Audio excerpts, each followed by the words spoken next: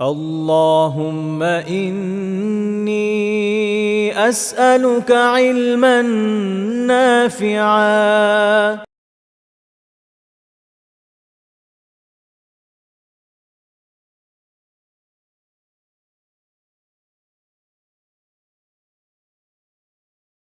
السلام عليكم ورحمة الله وبركاته. إن الحمد لله نحمده ونستعينه ونصلي على رسوله الكريم وعلى آله وصحبه أجمعين أما بعد. সবাইকে স্বাগত জানাচ্ছি জীবনাচরণে নববী আদর্শের আজকের দর্শে। আমরা আলোচনা করছিলাম যে নারীদের সাথে রাসূলুল্লাহ সাল্লাল্লাহু আলাইহি ওয়াসাল্লামের আচরণ কেমন ছিল, তিনি তাদের ব্যাপারে উম্মাহকে কি দিক নির্দেশনা দিয়েছেন। ইতোমধ্যে আমরা 11টি পয়েন্ট আলোচনা করে ফেলেছি। আজকে আমরা 12তম পয়েন্ট থেকে ইনশাআল্লাহ তাআলা আলোচনা শুরু করতে যাচ্ছি। সেটা হচ্ছে যে তিনি তাদেরকে উপকারী দোয়া শেখাতেন। আমরা এর আগে দেখেছি যে রাসূলুল্লাহ সাল্লাল্লাহু আলাইহি ওয়াসাল্লাম শুধুমাত্র পুরুষ সাহাবীদেরকে ইলম শেখাচ্ছেন বা এর মধ্যে সীমাবদ্ধ থাকছেন এমনটা ছিল না, বরং তিনি নারী সাহাবী যারা তাদেরকেও ইলম শেখাতেন, এবং এর মধ্যে অবশ্যই দোয়া একটা খুব গুরুত্বপূর্ণ বিষয়। কারণ আমরা জানি আর দোয়া ওয়াল ইবাদা, হাদিসে যেমনটা এসেছে যে দোয়া হচ্ছে ইবাদা। অন্য হাদিসে এসেছে মুখল ইবাদা, ইবাদতের মগজ বা সারবস্তু বা বলা যায় কি জিস্ট। তো এই হচ্ছে দোয়া। সেটা তিনি শেখাবেন না তা তো আর হয় না। তো তিনি নারী সাহাবিয়াদেরকে দোয়াও শিখিয়েছেন। যেমন ইমাম আবু দাউদ রাহিমাহুল্লাহ তাআলা তার সুনানে একটা হাদিস উল্লেখ করেছেন, 1525 নম্বর হাদিস। আসমা বিনত উমাইস রাদিয়াল্লাহু তাআলা আনহা বলেন, ক্বালা লি রাসূলুল্লাহ সাল্লাল্লাহু আলাইহি ওয়াসাল্লাম, আল্লাহ রাসূল আমাকে বললেন। তো এতে বোঝা গেল যে এটা ওনাকে আলাদাভাবে অ্যাড্রেস করে আল্লাহ রাসূল বলছেন, আলা উআল্লিমুকি কালিমাত তাকুলিয়ান্নাহুন্না ইনদাল কারব আও ফিল কারব। আমি কি তোমাকে এমন কিছু কথা, এমন কিছু কালিমা, এমন কিছু বাক্য শিখিয়ে দেব না যেটা তুমি কারব বা দুঃখ কষ্ট বেদনার সময় পড়বে। সেটা হচ্ছে আল্লাহু আল্লাহু রাব্বি লা উশরিকু বিহি শাইআন। আল্লাহ হচ্ছে আমার রব এবং তার সাথে আমি কোনো কিছুকে শরীক করি না। শেখ আলবানী রাহিমাহুল্লাহ হাদিসকে সহিহ বলেছেন। তো এখানে দুইবার আল্লাহ শব্দ আসছে। আরবি গ্রামার অনুযায়ী প্রথমটা হচ্ছে মুবতাদা, আমরা কি সাবজেক্ট বলতে পারি, এবং এরপর একটা তাকিদের জন্য থাকে, জোর দেওয়ার জন্য আসছে। তো এটা দিয়ে উদ্দেশ্য হচ্ছে এটা যে পুরো বিষয়টার গুরুত্ব বোঝানো এবং আল্লাহ তাআলার উচ্চ মাকাম সুস্পষ্ট করা, দুইবার করে বলার মাধ্যমে আরবি ব্যাকরণ অনুযায়ী অত্যন্ত জোর দেওয়া হয়েছে। তো এটা দিয়ে উদ্দেশ্য কি এই দোয়াটা। দেখেন, একটা তো আমরা শিখলাম এটা যে আলহামদুলিল্লাহ, এইটা আমাদের শিক্ষা হলো যে রাসূলুল্লাহ সাল্লাল্লাহু আলাইহি ওয়াসাল্লাম নারী সাহাবীদেরকে দোয়া, উপকারী দোয়া শিখিয়েছেন, যেমনটা আমরা বিভিন্ন হাদিসে পুরুষ সাহাবীদেরকেও শেখাতে দেখেছি। তো এটা একটা জিনিস আমরা শিখলাম। আরেকটা জিনিস শেখা দরকার যে এই সময়ে দোয়ার বেনিফিট কি। মানুষ দুঃখ কষ্টে থাকলে অনেক কিছু বলতে চায়, যেখানে এটা শেখানো হচ্ছে কি, এটা বলো যে আল্লাহ আমার রব এবং আমি তার সাথে কোনো কিছুকে শরীক করি না। তো এটার বেনিফিট কোন জায়গায় এখানে, বা এটার বিশেষত্ব কি? শেখ আব্দুর রাজ্জাক বিন আব্দুল মুহসিন আল বাদার হাফিজাহুল্লাহ তাআলা ফিকহুল আদইয়া ওয়াল আফকার কিতাবে এটা নিয়ে সুন্দর আলোচনা করেছেন।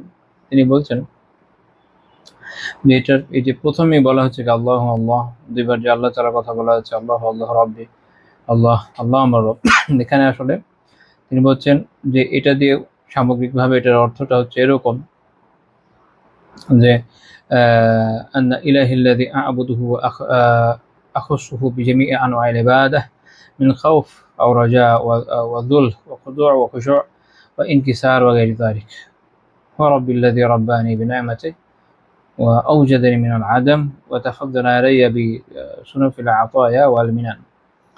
তিনি বলছেন যে এখানে সামগ্রিকভাবে উদ্দেশ্য হচ্ছে এটা যে তিনি আমার সেই রব, আমার ইলাহ, যার আমি ইবাদত করি, ভয়, আশা, বিনয়, আনুগত্য, অন্তরের আকুতি, আত্মনিবেদন, এরকম বিভিন্ন যাবতীয় ইবাদতকে কেবল তার জন্য সুনির্দিষ্ট করি।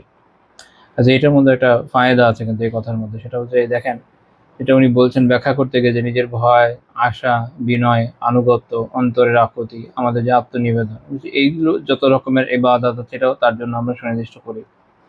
তো এটা অনুভূতির একটা ব্যাপার বোঝা জরুরি। এগুলো কিন্তু ইবাদতের মধ্যে, আত্মিক আমলের মধ্যে পড়ে।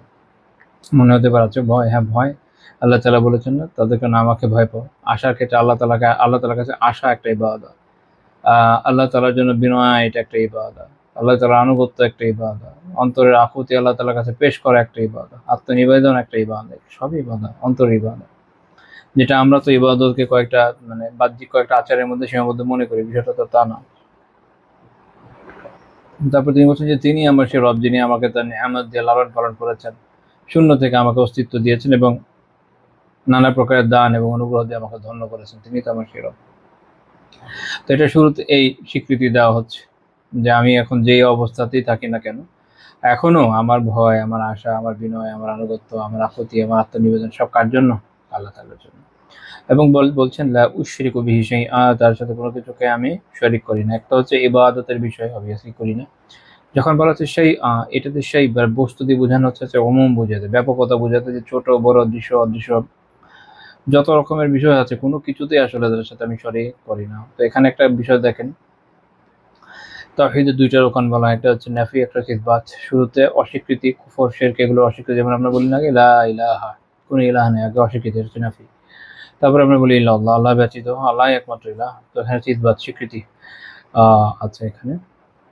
তো এখানে এই দোয়ার মধ্যে আমরা কি পাচ্ছি দেখেন, শুরুতেই অস্বীকৃতি জানা, শুরুতে আমরা স্বীকৃতি দিচ্ছি কেন, আর তারপরে কি অস্বীকৃতি দিচ্ছি যে কোনো কিছুকে আমরা আল্লাহ তাআলার সাথে শরীক করি না। তাহলে এই জায়গাতে এটার ব্যাপকতা আমি যেটা বলেছি, যে ছোট বড় সকল ধরনের ক্ষেত্রে যত রকমের শিরক হওয়া সম্ভব সব কিছুকে যে নাকচ করছি, এখানে এটার ফায়দা কি এই দোয়াতে, সেটা হচ্ছে এটা বোঝে যে মানুষ যখন দুঃখ কষ্ট বেদনার মধ্যে থাকে তখন অনেক সময় মানুষ শিরকে পড়ে যায়। তো এইখানেও আমি শিরকের মধ্যে যাব না, এইখানেও আমি আল্লাহ তাআলার দিকেই প্রত্যাবর্তন করবো। মানুষ দুঃখ কষ্ট বেদনায়, এখনকার জেনারেশন কি করে, মুভি দেখে বা হ্যাং আউট করে, এখানে ওখানে যাবে, নিজে মনের দুঃখে ধরেন ছ্যাঁকা খেয়েছে, বাংলাদেশে না ছ্যাঁকা খেয়েছে, নিজে খেয়েছে ছ্যাঁকা, বিশাল মানে প্রচুর ভলিউম দিয়ে গান শুনে আশেপাশে দুনিয়ার সবার মন খারাপ করে দিবে, মেজাজ খারাপ করে দিবে, আর বদদোয়া নেবে। এ হচ্ছে মানুষের কাজ। কিন্তু এটা হলো আপনি বলতে পারেন যে মানুষের মানসিকতা হচ্ছে এরকম, তার নিজের পেইনের সময়, দুঃখ কষ্টের সময় সে আরো বেশি ভ্রান্তির দিকে চলে যায়। কিন্তু মুমিন এই কাজ করে না। মুমিন তার দুঃখ কষ্ট বেদনার সময়, তার কার্বের সময়, তার পেরেশানির সময় সে আরো বেশি আল্লাহ তাআলার অভিমুখী হয়, সে আল্লাহ তাআলার কাছে আরো বেশি চাইতে থাকে। আল্লাহ তাআলার সাথে এই সময়েও কোনো ধরনের শিরক সে করে না, শিরকে আকবর তো প্রশ্নই ওঠে না। দুঃখ কষ্টে বেদনায় পড়ে গেছে, এই জন্য সে মাঝারে মাঝারে ঘুরবে না। এই কয়েকদিন আগে আমার এক পরিচিত জনের ব্যাপারে, মানে আমার এক পরিচিত জন বলছিল তার এক পরিচিত জনের ব্যাপারে যে তার বাসায় এই পেরেশানি কথা হচ্ছিল, বলছে যে ভাবতেছে যে মাঝারে মাঝারে যে বাকি আলহামদুলিল্লাহ। কিভাবে মাঝারে গেল? মাঝারওয়ালা নিজে আপনারে বাঁচাবে করতে গেলে, তো নিজে ইয়া নাফসি মুডে আছে।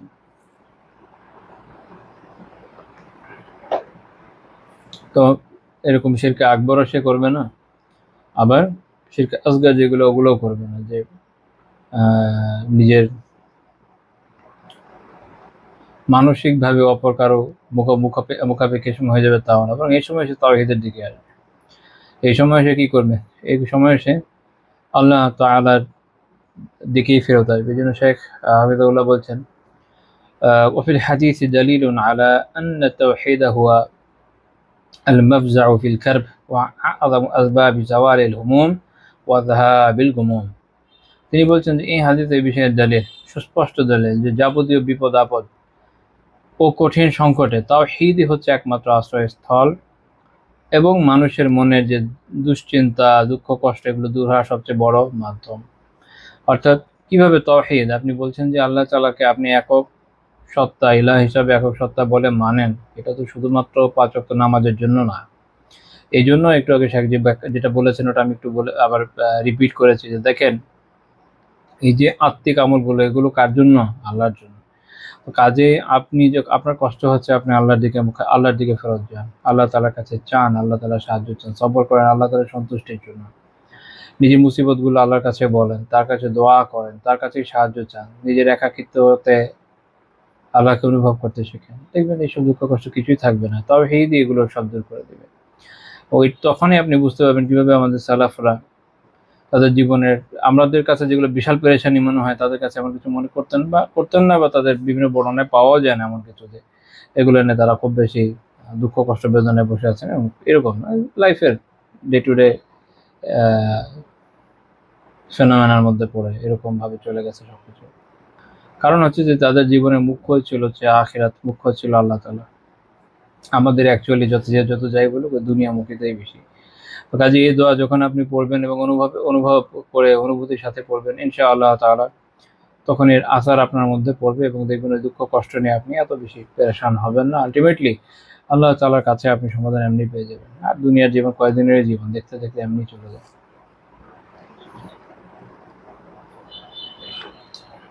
পেরেশানি নিয়ে দেখবেন যে দুঃখ করতে করতে একদিন হঠাৎ করে আবিষ্কার করবেন বুড়ো হয়ে গেছে। আচ্ছা, তারপরে পয়েন্ট যে নারীরা তার সাথে সলাতুল জুমআ আদায় করতেন। রাসূলুল্লাহ সাল্লাল্লাহু আলাইহি ওয়াসাল্লামের সময় এটাই মামুলাত ছিল, নিয়ম ছিল যে নারী সাহাবীরা সলাতুল জুমআ মসজিদে আদায় করতেন। এখনো আরবে সুযোগটা আছে, আমাদের দেশে কোনো কোনো জায়গা আছে। সহিহ মুসলিমের 873 নম্বর হাদিস, দেখুন সাহাবীরা বলছেন যে মা হাফিজতু ইল্লা মিন ফি রাসূলিল্লাহি সাল্লাল্লাহু আলাইহি ওয়াসাল্লাম ইয়াখতুবু বিহা কুল্লা জুমআ। সূরা কফের বিষয়, মা হাফিজতু কফ ইল্লা মিন ফি রাসূলিল্লাহি সাল্লাল্লাহু আলাইহি ওয়াসাল্লাম ইয়াখতুবু বিহা কুল্লা জুমআ। আমি সূরা কফ, একটা সূরা কফ পুরোটাই হিফজ করেছি রাসূলুল্লাহ সাল্লাল্লাহু আলাইহি ওয়াসাল্লামের জবান থেকে শুনে। ইয়াখতুবু বিহা কুল্লা জুমআ, তিনি প্রত্যেক জুমআতেই খুতবার সময় এটা পড়তেন। অর্থাৎ সূরা কফ সালাতে না, খুতবায় সূরা কফ তিনি সবসময় পড়তেন। তো এই জন্য এই সাহাবীও বলছেন আমি শুনে শুনে মুখস্থ করে ফেলেছি। এটা একটা খুব চমৎকার বিষয়। সুন্নাহর আমল যেগুলো, এগুলো যদি নিয়মিত আসলে মসজিদগুলোতে আমলের উপরে রাখা হতো তাহলে অনেকের জন্য এই বিষয়টা অনেক কার্যকর হতো বলে আমার মনে হয়। মানুষ অনেক সহজে শিখতে পারতো। আমার খেয়াল আছে যে আমি সূরা আলা আল গাশিয়া এই দুইটা হিফজ করে ফেলেছিলাম আলহামদুলিল্লাহ। জুমার সলাতে শুনতে শুনতে, আমাদের একজন শায়েখ ছিলেন সবসময় দুটাই পড়তে, শুনতে শুনতে মুখস্থ হয়ে গেছে আলহামদুলিল্লাহ। এটা খুবই ফায়দার একটা বিষয়। এবং তিনি বলেন ওয়াকানা তান্নুরুনা ওয়া তান্নুরু রাসূলিল্লাহি সাল্লাল্লাহু আলাইহি ওয়াসাল্লাম ওয়াহিদা। তার এবং আমার আল্লাহ রাসূলের বাসার চুলা আমার চুলা একই ছিল, অর্থাৎ এত নিকটবর্তী ছিলেন। এটা উনি বোঝানোর জন্য বললেন, যেটা ইমাম আন-নাওয়াবী রাহিমাহুল্লাহ তাআলা ব্যাখ্যা করছেন যে এটাতে উদ্দেশ্য হচ্ছে এটা যে ইশারাতান ইলা হিফযিহা ওয়া মারিফাতিহা বিআহওয়ালিন নবী সাল্লাল্লাহু আলাইহি ওয়াসাল্লাম ওয়া কুরবিহা মিন মানজিলিহি। আল্লাহ রাসূল সাল্লাল্লাহু আলাইহি ওয়াসাল্লামের যে অবস্থা এবং এটা জানা, আত্মস্থ করা এবং তার বাড়ির যে নৈকট্য, এটা বোঝানোর জন্য উনি মূলত এই কথাটা বলেছেন। তো আমরা এখানে একটা জিনিস দেখলাম যে এই সাহাবিয়া নিয়মিত আসার কারণে যে মুখস্থটা করতে পেরেছেন, তাই না? তো এক তো এই সুন্নাহ জানা গেল সূরা কফ তিলাওয়াত করার বিষয়ে বা পড়ার বিষয়ে জুমার খুতবায়। তো এই জন্য ইমাম আন-নাওয়াবী রাহিমাহুল্লাহ বলছেন ক্বালাল উলামা সাবাবু ইখতিয়ারি কফ আন্নাহা মুশতামিলাতুন আলাল বা'থি ওয়াল মাউতি ওয়াল মাওয়াইদা শাদীদা ওয়াজ জাওয়াজির লাকীদা ওয়া ফীহি দালীলুন লিল কিরাআতি ফিল খুতবা কামা সাবাকা ফীহি ইস্তিহবাব কিরাআতি কফ আও বাদিহা ফি কুল্লি খুতবা। সুন্দর কিছু কথা উনি বলেছেন। প্রথম কথা হচ্ছে এটা সূরা কফ কেন? কারণ সূরা কফে মৃত্যুর পর পুনরুত্থান, বিভিন্ন শক্তিশালী ওয়াজ বা মানুষকে যে সংশোধনকারী কথাবার্তা এবং বিভিন্ন বিষয় থেকে সতর্কতা, এগুলো নিয়ে আলোচনা আছে। এই জন্য এটা আলোচনা আল্লাহ রাসূল এটা জুমায় পড়তেন। খেয়াল করে দেখবেন যে যেই কেরাতগুলো, যে সূরাগুলো পাঠ করা সুন্নাহ বিভিন্ন সালাতের সময়, এটার কিছু না কিছু বিশেষ ফায়দা আছে। মনে করেন জুমার দিন সূরা কাহফ তিলাওয়াত আমরা জানি সুন্নাহ আমল, মুস্তাহাব আমল। এটার ফায়দা কি? এটার যে শিক্ষাটা আছে এটা যুগ যুগ ধরে মানুষের জন্য কতটা কার্যকর, ওটা তাফসীর পড়লে বোঝা যায়। একই রকম ভাবে ধরেন সূরা আল আলা, গাশিয়া, জুমা, এরকম সূরা কফ। এবং তিনি এটা বলছেন যে এই দলিলও পাওয়া যায় যে খুতবার মধ্যে যে তেলাওয়াত করা জায়েজ আছে। এটাও বোঝা যায় এখানে যে সূরা কফ পুরোটা বা তার কিছু অংশ খুতবার সময় পাঠ করা মুস্তাহাব। তো এখন এইটা তো আমরা পড়লাম, এমনকি মেয়েদের জন্য জুমাতে যাওয়া কি ওয়াজিব কিনা না ওয়াজিব না, এটা আলিমরা বিষয় ঐক্যমত্যে আছেন। আল-মাওসুআতুল ফিকহিয়া বলছেন ইত্তাফাকা আল ফুকাহা আলা আন্না মিন শুরুতি ওয়ুজুবিল জুমআ আয-যুকুরা আল মুহাক্কাকা ফালা তাজিবু আলা ইমরাআ। জুমআ আবশ্যক হয় পুরুষদের জন্য, জুমার জামাত আবশ্যক কার জন্য? পুরুষদের জন্য। এটা নারীদের জন্য ওয়াজিব নয়। কারণ সুনান আবি দাউদে 1067 নম্বর হাদিস, রাসূলুল্লাহ সাল্লাল্লাহু আলাইহি ওয়াসাল্লাম বলেছেন, আল জুমআতু হাক্কুন ওয়াজিব, জুমআ হচ্ছে হক, এটা ওয়াজিব। আলা কুল্লি মুসলিম ফি জামাআতিন, প্রত্যেক মুসলিমের জন্য জামাত আদায় করাটা ওয়াজিব। ইল্লা আরবাআতান, চারজন হচ্ছে ব্যতিক্রম। আব্দুন মামলুকুন, কোনো দাস, আও ইমরাআতুন, বা কোনো নারী, আও সাবিয়্যুন, বা কোনো শিশু যে বালেগ না, ও মারিদুন, বা যে অনেক অসুস্থ। সহি শেখ আলবানী রাহিমাহুল্লাহ। তাহলে বোঝা গেল যে জুমা তো ওয়াজিব না, বাট যদি সুযোগ থাকে যাওয়ার তো সেটা ভালো, তাতে মানুষের শেখার সুযোগ হবে। আমাদের দেশে এমনিতে আমরা উত্তরা এখানে কোনো কোনো জায়গায় দেখি কিছু কিছু মসজিদে আলহামদুলিল্লাহ কিছু সুব্যবস্থা আছে।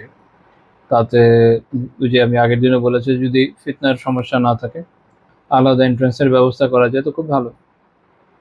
নারীদেরও দিন শেখা দরকার, খালি পুরুষরা শিখলে তার হচ্ছে না, তাদেরও একটা দায় আছে। তবে পরিবেশটা ঠিক রাখা জরুরি, কারণ মেয়েদের দু একটা জায়গায় যেগুলোতে আছে সলাতের ভিতরের অবস্থা সুবিধা না। আবার একবার এক জায়গায় আমরা গেলাম, আমি আর আমার আলিয়া, আমি পুরুষদের ওখানে গেছি সলাত আদায় করতে, আলিয়াকে দিয়ে দিলাম আচ্ছা যেমন মেয়েদের ওখানে পড়ে আসবো। একবার গিয়ে দ্বিতীয়বার ওই জায়গায় যাওয়ার আগ্রহ পোষণ করেনি, মানে এরকম অবস্থা, পরিষ্কার পরিচ্ছন্ন না। এটা তো আবার আরেক মুসিবত। তো রাখবেন যখন ভালো করেই রাখেন, না রাখলে রাখেনি না। এক জায়গাতে এরকম দেখেছিলাম, সিঁড়ি ঘরের নিচে এমন অদ্ভুতভাবে, মানে সিঁড়ি আছে না, সিঁড়ির পাটাতনের নিচে এমন অদ্ভুত একটা জায়গার মধ্যে করেছে ছোট, ওর ভিতরে তো আর যায় না। এবার আমি বাইরে থেকে দেখে যতটুকু চিন্তা করেছি উঠতে গিয়ে যে এতটুকু ছোট এরিয়ার মধ্যে কি হবে এখানে, কিভাবে গাদাগাদি করে বলবে। তো খুললে ভাই ভালো মতো করে, না না করলে কি করবে। তো এই হচ্ছে মুসিবত আর কি। কিন্তু এটা যদি রাখা যায় তাও ভালো। তাতে যেটা হয় যে যারা বিশেষ করে জুমার সময় মানুষ শপিংয়ে যায়, শপিংয়ে যাচ্ছে বা অন্যান্য কাজে বাইরে যাচ্ছে, তো মসজিদে চলে গেলো, সলাত আদায় করলো, আলহামদুলিল্লাহ। দেখেন আল্লাহ রসুল সাল্লাল্লাহু আলাইহি ওয়াসাল্লামের সময় মসজিদে জুমার সলাতে মেয়েরা তো আসতো। এমন কোনো পদ্ধতি ওই সময় ছিল না যে কয়েকজন মিলে মনে করেন কিছু দূরত্বে একজন একজন করে দাঁড়ায় অ্যাম্পলিফায়ারের মতো খুতবা কপি পেস্ট করবে, অর্থাৎ আল্লাহ রসুল সাল্লাল্লাহু আলাইহি ওয়াসাল্লাম মনে করেন একটা হাদিস বলছেন, তো একজন শুনছে কিছু দূরে, সে শুনে আবার চিৎকার করে বলছে, আরেকজন শুনছে তার থেকে দূরে, সে চিৎকার করে বলছে, এরকম 5-10 জন মিলে মোটামুটি কয়েক কিলোমিটার এলাকা কভার করে ফেলো। এটা তো ওই জামানায় হয় না, তাই না? আমি এটা উদাহরণ দিচ্ছি মাইকের সাথে, তো যেটার সাথে আসলে কোনো রিলেশন নাই ওই বস্তু দেখবেন যে আমাদের দেশে মাইক দিয়ে রাখে, বয়ান শোনাচ্ছে। জুমা তো বাসায় পড়া ওয়াজিব না, তাই না? বাসায় পড়াও যায় না, পড়তে হলে তখন জোহর পড়া লাগে। জুমা পড়তে হয় মসজিদে গিয়ে, তো যে পড়তে মসজিদে গিয়ে পড়বে, আপনার মাইকের দরকারটা কি যে বাইরে সাউন্ড দিচ্ছেন। এখন কথা হবে এরকম না, মহিলাদেরও শোনা দরকার, তো মহিলারা কে শোনে? আমি জীবনে তো আমি অন্তত আমার আশেপাশে কাউকে দেখিনি কেউ ওটার আদৌ পাত্তা দেয়, সবাই যে যার মতো কাজে বিজি থাকে। এবার কেউ যদি শুনে ভালো কথা, দ্যাটস গুড। কিন্তু কথা হচ্ছে যেটা, সেটা হচ্ছে যেটার সাথে শূন্যের রিলেশন, ওটার কোনো খবর নেই, এমন একটা জিনিস বানিয়ে দিয়ে দিয়েছেন যেটার সাথে শূন্যের কোনো রিলেশন দিয়ে দিয়েছে। আচ্ছা জোরে জোরে বলো, আশেপাশে সবাই শুনবে, কোনো ফায়দা তো ভাবে আসলে দেখা যাচ্ছে না। আবার আরেকটা মুসিবত কোথায় জানি, সলাতের ব্যবস্থা হচ্ছে না, কিন্তু বিভিন্ন ওয়াজ মাহফিলের মধ্যে মহিলাদের জন্য আলাদা প্যান্ডেল করছে, রাত পর্যন্ত ওই প্যান্ডেল খোলা, কেন? ওখানে কিভাবে যাওয়া তার জন্য জায়েজ হবে? তাহলে অনেক ধরনের অদ্ভুত ধরনের সব বিরোধিতা আছে, যার কোনো আসলে লজিক্যাল এক্সপ্লেনেশন আমার জানা নেই। আল্লাহ আলম, যারা করেন ওনারা বলতে পারবেন। আমি তো এটুকু বুঝি যে সুন্নাহর অনুসরণের মধ্যে খায় আছে। যদি ফিতনার আশঙ্কা থাকে ভিন্ন কথা, তো ফিতনার আশঙ্কা থাকলে যেটা সুন্নাহর কথা, সুন্নাতে যা আছে ওইটার ফিতনা কম হবে, আর যেটা সুন্নাতে নাই ওটা ফিতনাটা বেশি হবে। করলে সুন্নাহর সাথে যেটা সাজুজ্যপূর্ণ ওটা করেন, আর যেটার সাথে নাই ওটা দিয়ে টাটানি করার দরকারটাই। আচ্ছা, পরের পয়েন্ট, যে নারী সাহাবিগণ জামায়াতে সালাতে অংশ নিতেন, শুধু এমন না যে জুমাতে অংশ নিতেন, বরং জামাতে অংশ নিতেন। সহিহ মুসলিমের হাদিস আছে, আয়েশা রাদিয়াল্লাহু আনহা বলেন, আন্না নিসা আল মুমিনাত কুননা ইউসাল্লিনা সুবহ মা নবী সাল্লাল্লাহু আলাইহি ওয়াসাল্লাম, নারীরা নবী মুমিন নারীরা নবী সাল্লাল্লাহু আলাইহি ওয়াসাল্লামের সাথে ফজর পড়তেন। সুম্মা ইয়ারজি'না মুতালাফিআত বিমুরুতিহিন লা ইয়ারিফুহুন্না আহাদ, তো তারা এরপরে এমনভাবে ঘরে ফিরতেন কাপড় জড়িয়ে সর্বাঙ্গে যে তাদেরকে কেউ চিনতে পারতো না। এখন চিনতে কেন পারতো না? কোনো রেওয়ায়েত থেকে এরকম মনে হয় যে অন্ধকারের কারণে, তাই যেহেতু ফজর আমাদের মতো এত পরিষ্কার করে পড়ার রেওয়াজ না অন্যান্য 3 মাযহাবে, এবং আগে ছিল না এরকম সাহাবীদের মধ্যে, ওরা সাধারণত আরো একটু অন্ধকার থাকতে পড়তেন।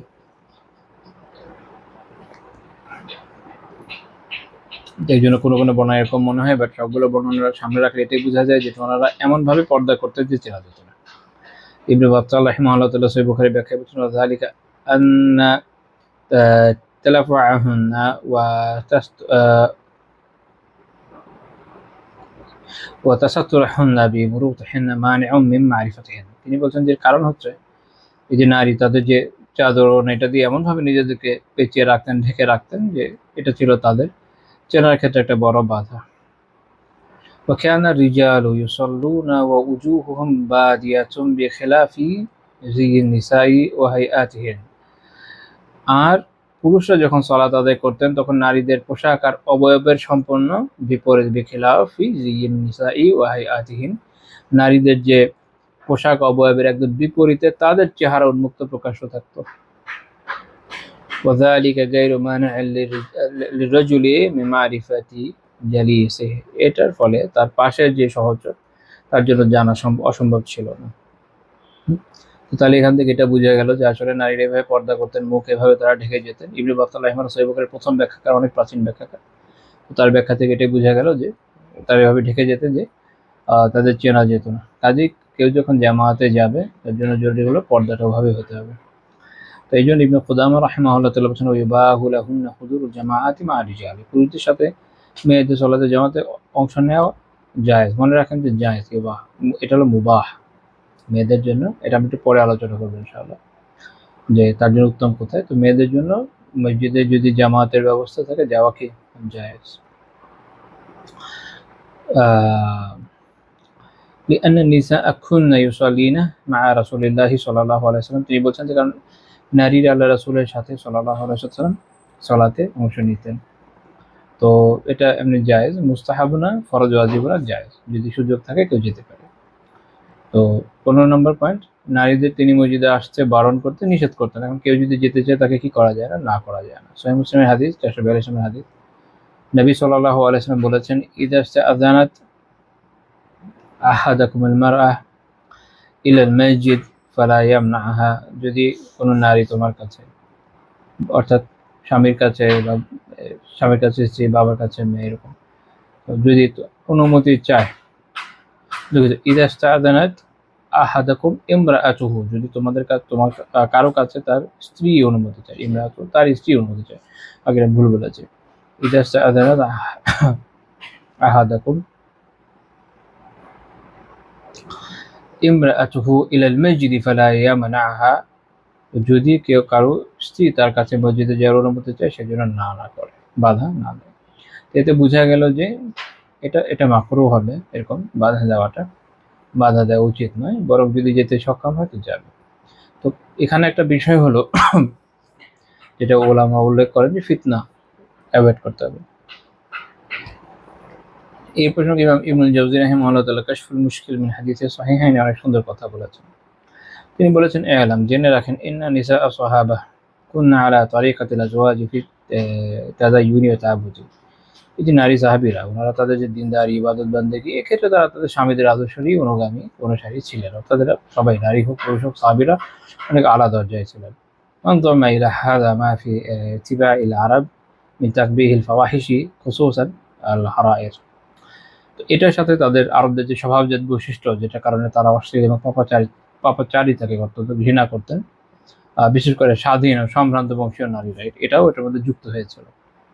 কামা ক্বালাত হিন্দ, যেমন হিন্দ রাদিয়াল্লাহু তাআলা আনহা বলেছিলেন, হাল তাজনিল হুররা, স্বাধীন নারীকে জিনা করে, অর্থাৎ এটা ওদের কাছে খুবই অড একটা ব্যাপার ছিল, তাদের যে সম্ভ্রান্ততা এটার সাথে। ফাজতামা মা ফি ইত্তিবাই মিনাল আনাফা ওয়াল আফাফি ইলা মা ওয়াহাবা আল্লাহু লাহুন্না মিনাদ দ্বীন।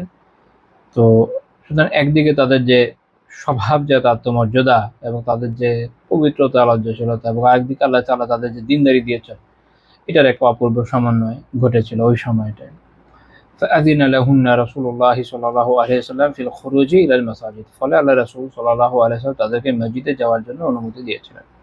وقد كنا يحضرن موعظته ويصلين خلفه ويسافرن في الغزوات معه, ফলে ওই সময় কি হয়েছে তিনি ব্যাখ্যা করছেন যে তারা নবীজি সাল্লাল্লাহু আলাইহি ওয়াসাল্লামের ওয়াজ মাহফিলে, তার যে নাসিহাতের মাজলিস, সেখানে হাজির হতেন, তার পিছনে সালাত আদায় করতেন, তার সাথে বিভিন্ন গাজওয়াতে যুদ্ধাভিযানে শরীক হতেন। ফামান আলিমা মিন ইমরাআতিহি হুসনাল মাকসাদ ফি খুরুজিহা ইলা সালাতি ফালা ইয়ামনাহা। কাজী কেউ যদি তার স্ত্রীর ক্ষেত্রে উত্তম মাকসাদ দেখে যে তার উদ্দেশ্য ভালো সালাতের জন্য, তখন তাকে কি করবে না, বাধা দিবে না। বলে হুসনিল মাকসাদ আলামাত, উত্তম মাকসাদ যে আছে, উদ্দেশ্য আছে, এটা বোঝার উপায় হচ্ছে কিছু আলামত আছে। মিনহা তারকু যিনাতি ওয়াত তাইব, এটার মধ্যে রয়েছে সৌন্দর্য পরিহার করা। এখন কেউ মসজিদে যাবে, সে সুন্দর সাজুগুজু করে বের হলো এটার জন্য, এটা দেখলে বোঝা যাচ্ছে মাকসাদের সমস্যা। আবার আরেকটা হচ্ছে কি, সুগন্ধির ব্যাপারে নিষেধাজ্ঞা আছে হাদিসে, এগুলো এগুলো সে তরক করবে, এগুলো সে করবে না। অল মুবালাগাতু ফিল ইস্তিতারি, এবং আরেকটা যেটা সে করবে সেটা নিজেকে আবৃত করার ক্ষেত্রে অনেক বাড়াবাড়ি করবে, অর্থাৎ খুব ভালো মতো পর্দা করবে, খুব ভালো মতো পর্দা করে সৌন্দর্য বাদ দিয়ে সে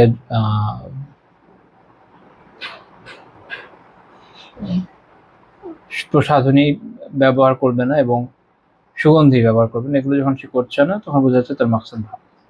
ওয়াম্মাল্লাম ইয়াজিদ যালিকা মিনহু নাজাযা লাহুল মাল, এখন এগুলো যদি তার মধ্যে না থাকে, দেখা গেলো সে এমনভাবে যাচ্ছে যেটাতে তার মধ্যে কোনো হারাম প্রকাশ পাচ্ছে, দেখা গেলো সে সুগন্ধি দিয়েছে, বা সে সাজসজ্জা করে বেরোচ্ছে, বা সে ভালো মতো ঢেকে বেরোচ্ছে না, তখন তো সে নাজায়েজ কাজ করছে, তো তখন তাকে বাধা দেওয়া কি জায়েজ।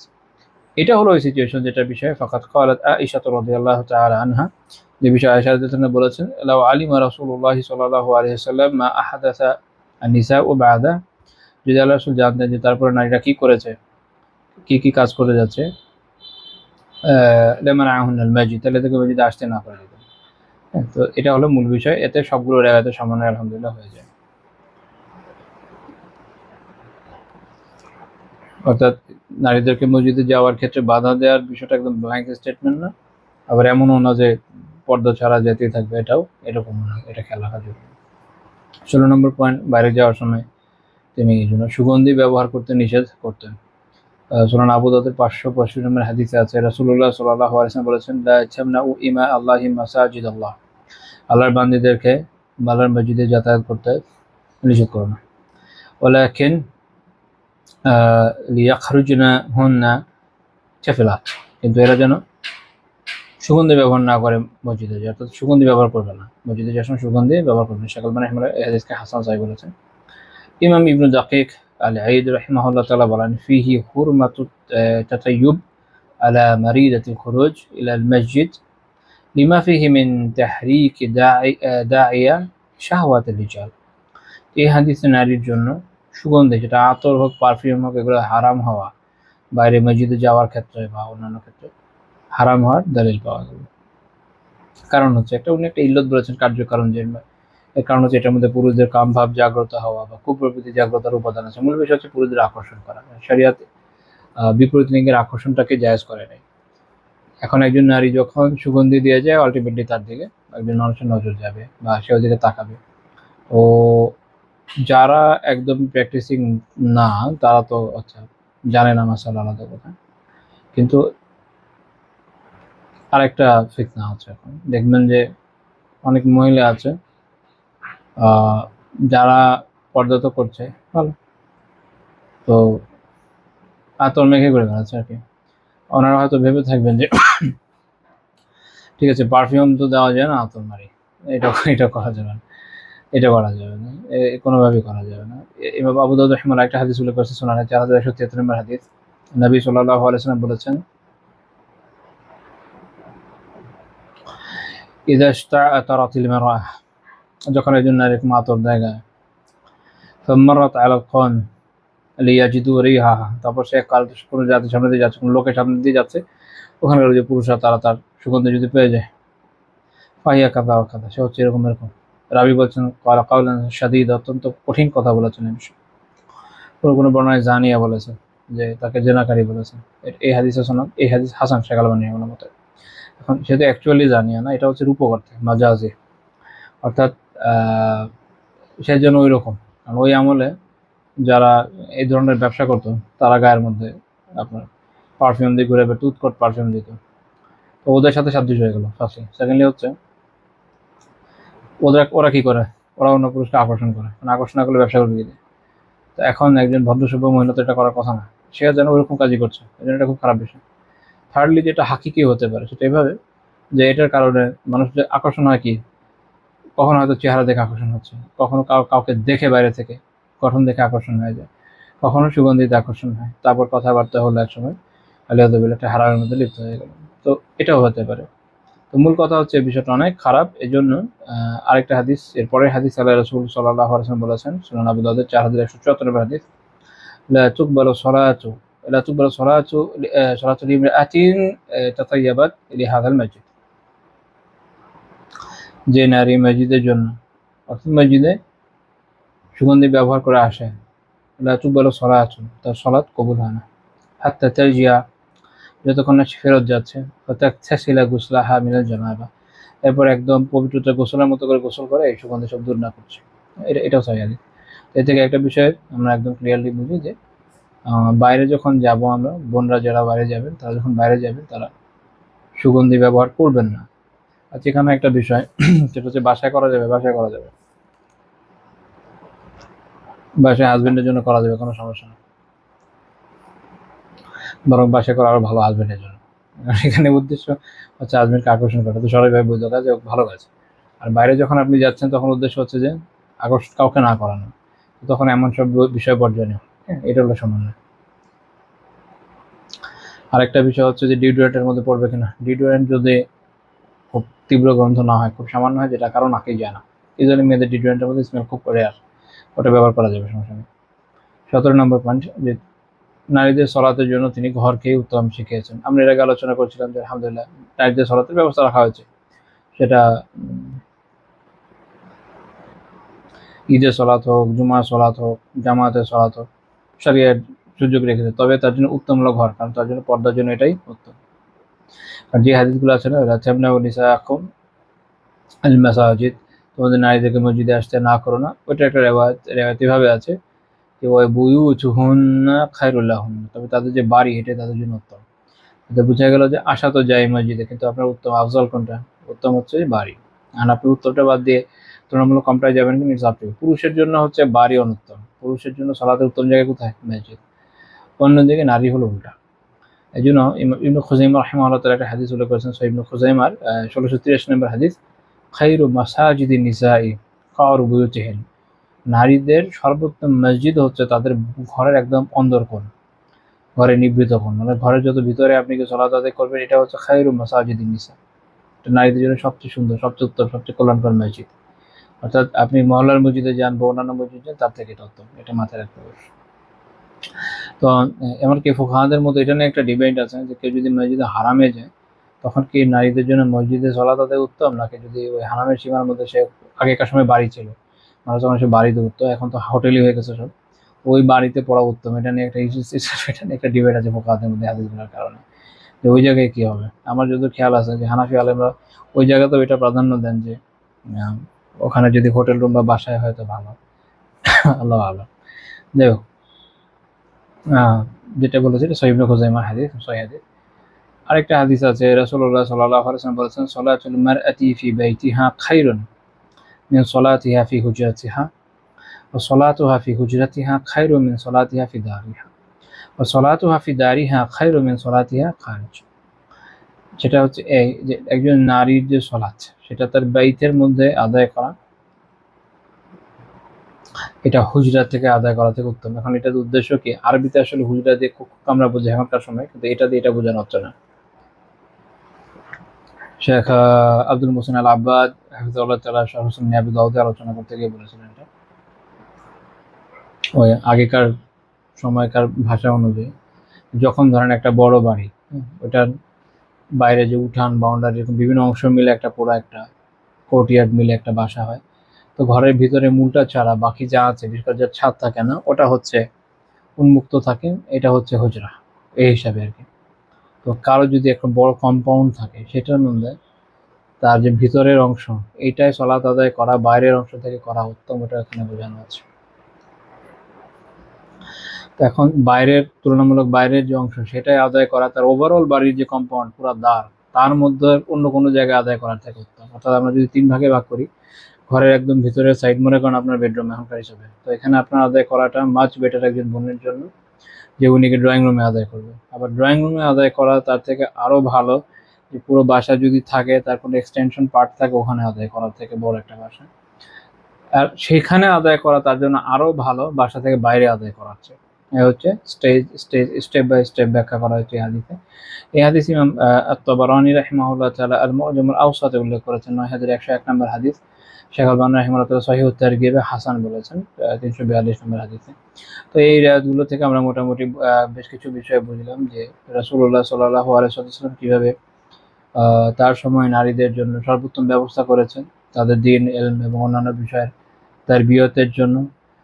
এই বিষয়ে উত্তম সমন্বয় দেখিয়েছেন যে সর্বোত্তম উপায় কি হতে পারে, একজন মানুষ যেন সেটাও এখতিয়ার করতে পারে। আবার কখনো কখনো তার থেকে উত্তম অন্যান্য সিচুয়েশন হতে পারে, সেটা নিয়ে আলোচনা আসছে। এবং একজন নারীর পর্দা প্লাস হচ্ছে তার ইলম, আমল সবকিছুরই যেন সমন্বয় হয়, সেই শিক্ষাটা খুব সুন্দর মতো ইসলাম আলহামদুলিল্লাহ দিয়েছে। তো আমাদের আলোচনা আজকে এই পর্যন্ত থাকবে। আমি দুঃখিত, আজকে আমি আসলে আল্লাহ আল্লাহ আমি শরীর এত খারাপ হয়ে যাবে ভাবতে পারিনি। এখন কে ভাবতে পারে, সব তো তাকদীর। তো আলহামদুলিল্লাহ আমি দাসটা নিতে পেরেছি, যদিও খুব ঠেকে ঠেকে নেওয়া লেগেছে। আশা করি আপনারা বুঝতে পেরেছেন, বুঝতে পারলেই হবে। যদি কোনো সমস্যা থাকে আমাকে পরে ফার্দার নক করলে আমি ইনশাআল্লাহ ক্ল্যারিফাই করে দিব। অসম্ভব না, আল্লাহ জানে কি বলেছি। ভুল ত্রুটি যা হয়েছে আল্লাহ মাফ করে দেন, দোয়া করি আমি। ইনশাআল্লাহ তাআলা নেক্সট দিন জুমা আবার আপনাদের সাথে আবার দেখা হবে আশা করি। আজকে আমি দুঃখিত, কোনো প্রশ্ন নিচ্ছি না, I am not that much stable to take any question. আজকে এই পর্যন্ত থাকছে। আসসালামু আলাইকুম ওয়া রাহমাতুল্লাহ। সুবহানাকাল্লাহুম্মা বিহামদিকা লা ইলাহা ইল্লা আনতা আস্তাগফিরুকা ওয়া আতুবু ইলাইক।